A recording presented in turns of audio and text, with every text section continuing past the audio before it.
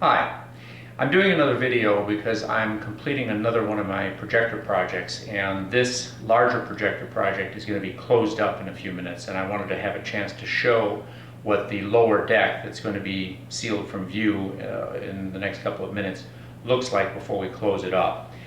The projector here is similar in a lot of ways to the other satellites that I had done a recent video on, except it's larger, it's more powerful, and as a result there's a few more power supplies in the power supply deck and a little bit more aggressive cooling for the fans that you can see on the back surface.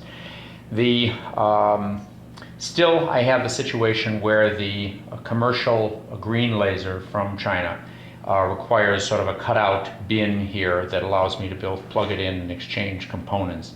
It's not hardwired into the system like some of the other drivers for the other lasers. And in addition, you can see this foam rubber pad here. It's merely an interface that seals to allow the cooling that occurs on the lower surface of the optical deck to dump the hot air below the laser as it's pulled through the system. And so if you want to take a quick look underneath the optical deck here, you'll have a chance to see how I've arranged the cooling system. Take this little wedge out of here. The cooling system underneath the red diodes, which have a pretty powerful Peltier device and require some additional direct cooling underneath the deck. I'll go through this whole optical deck in the next part of the video, but in a few minutes we're going to close this up and there will be no opportunity to see this anymore. So a lot of wiring, and it's going to be sort of an interesting lift because the whole weight of this is about 20 kilos and it has to be pushed down very straight onto all of these pins. And I've gotten involved in enough rigging operations in the past that when you got a bunch of people trying to hold and a number of other people trying to keep wires from getting pinched, that the best way to do that is to see if you can hoist or take a lot of the load off. And that's why the temporary eye hook here and some extensible bungee cord to an eyelet in the ceiling allows me to pull most of the weight off of this deck, and then just take a couple of tie racks here and wrap that around here in order to lock it into a certain position that's neutral in weight. Then we can take the legs out, slide this underneath, push everything carefully down, and lock it in position.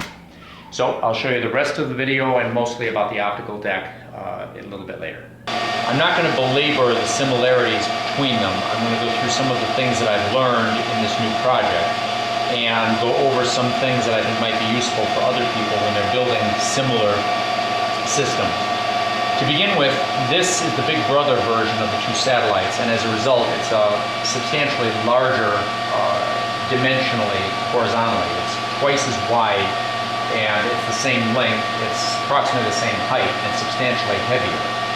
It contains more powerful laser modules, but again the layout is fairly similar.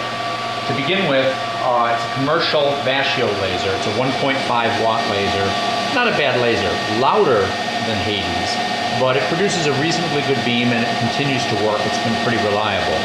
The problem is it's way underpowered for this projector, and as a result you can see that there's a large amount of area that has been left open in the middle here for eventually putting a much more powerful green, and that's what the current project is that I'm involved with a couple of people on the forum to do, is to build a much more powerful projector to replace some of the weaker greens that I have in some of my lasers. A notable fact here is that this laser is being magnified or telescoped threefold in order to get the divergence down to something similar to the red and blue modules, and that's why the two plano convex lenses in here. The blue system is lots of diodes, and it is the same module that I removed from a tabletop projector that I had built about a year ago. I retained most of the components but made one substantial modification, and that is the original laser had two rows of 6 diodes that were all PBS'd together to provide one beam that was then expanded in the anamorphic prisms. Because the large iMagic 9mm aperture scanners will tolerate a vertical stacking of the two, what I've decided to do is mill down half of this plate 4.5 millimeters to allow 2 sets of 3 diodes to be vertically stacked, producing a 9mm high stack. Therefore, I only have 3 diodes that have to be knife-edged together with these prisms, one prism is missing, in order to allow me to therefore expand more in the prisms and therefore produce a much lower divergence beam. So that's the primary modification here.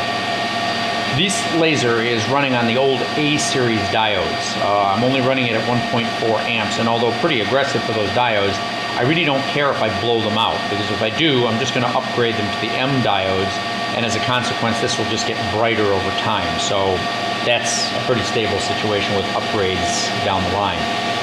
The most significant part of this project is the red module. As you can see, the red diodes, there are 6 of them, are located within a hermetically sealed chamber that allows me to cool this down to, it'll stabilize at about -5. That allows me to get higher output from the diodes as well as drive them a little bit higher. It's similar to what I used in the satellites. The only real difference here is that I'm using 3 and 3 instead of the old 2 and 2. The diodes are the G71s. I like them better than the P73s because despite their lower power, I think they're actually more brilliant. I've worked with a bunch of lenses and I simply find that these, despite their lower power, produce substantially less divergence and in the long run produce a better beam in my hands. It's a close call, and certainly P73s would work in the same arrangement, a little higher divergence, a little more power. The lenses are Dave's 2mm aspherics that are mounted by Dave in the cylinder mounts that are placed in his diode supports here. The diode supports are the XY adjustable support that I've modified with a tiny 080 set screw. I don't think you can see any on these sides of the retaining plate, but there's a very small set screw that is placed in the retaining plate to allow you to adjust the diodes in rotation independent of the XY positioning to optimize the alignment of the 3 diodes, which I'll get into in a little bit. But it's an important feature that makes the alignment a little bit easier. Also, you'll notice the step-down nature in the plate. That allows each of the diodes to step down, and therefore these are not knife-edged, they're stacked. A neat little feature, something I just give you a little advice about, is if you're trying to make the best positioning of these prisms in order to maximize the throughput, minimize leakage, one little trick I discovered is to machine, produce your first prism. Obviously it can be at a midpoint for the beam. There's no reason to try to knife edge it or stack it. You just put the beam right in the middle. The second one, you locate that position by machining a small aluminum or stainless steel block. And as you slowly remove hundreds of microns of material, you just bring it back to the mill and keep taking off material, you'll eventually reach a point where the one beam will be blocked and the one beam will pass over, and you'll neither hit the block with the wrong beam or pass over the block with the right beam. And at that point, you've got the exact dimension for the position of your prism. If you're going to go underneath, that's the point that you use for gluing. If you're going to go on top, you then subtract the 6.97 millimeters, which is the height of one of these little devices, these little prisms, and then you can machine a little block, just like I have here, that allows you to place this over one of the flex mounts and then place the prism right on top. This produces a very horizontal positioning for your prism. Precisely repeatable height. It takes a little bit of machining to do it, but once you have that, it's good forever whenever you want to replace them. And I've made a number of these for each of the different prism heights that I've had used in the project. Getting back to this, the reason for the 3 and the 3. You'll notice this looks like a complicated arrangement, and it is a little bit more complicated than the original one. But it has to do with the fact that these diodes are a bitch to co-align because of the fact that their high divergence requires a very large ratio of beam expansion with the cylinders, and also a very demanding position between the distance from the diode front to the first lens in the system. The reason that I've divided this up is because if you cube these diodes prior to doing the beam expansion, even a difference of 1 millimeter between this front face of a diode and the front or the first cylinder lens will produce a substantially different requirement for the second position for the second cylinder. This is not the same thing as saying that changing the position of a pair produces a different size beam and a different overall divergence. It has to do with the focusing. If you place this lens even a millimeter farther away, it demands a different position for the second lens. And if one diode is very slightly different in distance from this, it requires a different position here. You can't optimize slightly varying distances for the diodes with one lens position, and it matters. So as a result, I've decided to do my beam expansion before the cube rather than after the cube, because once I've done the expansion, the beams are parallel, and I've got all the freedom in the world to do the beam combining. So that's why there's two independent systems here. You'll also notice briefly, just to go back here, the three different prisms are different distances from the diodes. As they step closer to the output, they step back in order for this distance to be always exactly the same. It's important. Moving on. The combined beam moves through these folding mirrors to sort of an upgraded and kind of a trick method of spatial filtering. I talked about spatial filtering before, I won't go into it, but the reason I like this a lot better is what this system is two backless, in other words, totally flat, not the sort of typical scraper razor blade that has the reinforced back and makes it not flat, but a backless blade that has effectively no reinforcement back. These things come cheap, $50 for $7, and as a result, what I've done is I've placed them on this aluminum block, and I've held them there, if you go around to the other side, with 4 rare earth magnets that have been put in counter bores that were bored to within about 1/4 millimeter of the front surface. These are really amazingly strong magnets. They're so strong, I've actually cut myself by getting my skin caught between 2 of them. And if you lay them down on a tool bench, they will actually rotate to the pole. They're that powerful.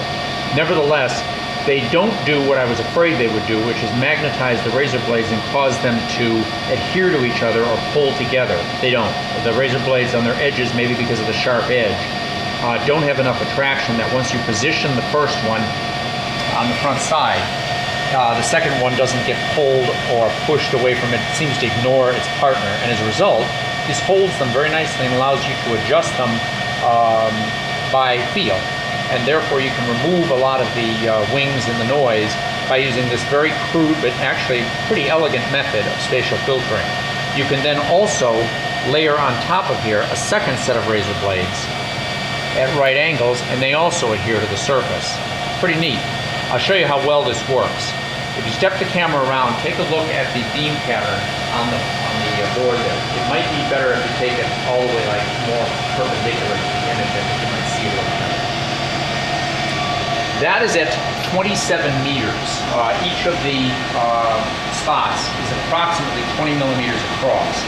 Starts out at 9 millimeters, ends up at about 20 millimeters, and that's at a distance of 27 meters. So you can do the calculations, but the beams are remarkably good. Nevertheless, you can see the noise in the red beam. And what I'm going to do is I'm just going to slide the razor blade up at a point that I've already predetermined is at a focus. You do that by looking at texture on the blade and moving the plate that they're mounted on back and forth. As I slide up the lower blade, you'll see what happens to all the noise on the side of the red spot. I can bring it right up there. And then if I just lower the upper one, I'll bring it down to meet its partner. And as you can see, it's just making all that garbage. Oops, a little too much. I'll just take it back a little bit. If you put about 150 grit on that plate, it holds pretty well. Then taking the sideways blades, layering them on top, I can pull them in. You might not see this disappear from the other surface because it's underneath the other spots, but when I put the other one in, form the square pattern before them, you'll see that noise on the bottom disappear.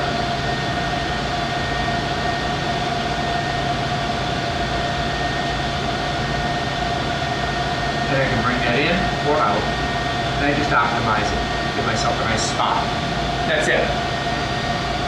Now, when the 3 beams are co-aligned, I will be using one of the color boards from Stand Wax because it is a DPSS laser. And the other sort of upgrade obviously is going to be the addition of the green for purposes of increasing the brightness. Right now, the 1.5 watt here requires about 35% full power on the red before it's overwhelmed, and about 30% power on this as it stands. So I need something around 6-7 watts of green in order to be able to balance the beams. That's pretty much it. The project is done. I'm just going to put the sides back on here, take out some of these blocks that I've got, and we're going to have a little bit of fun tonight. So I appreciate your patience, and thanks for watching my latest video.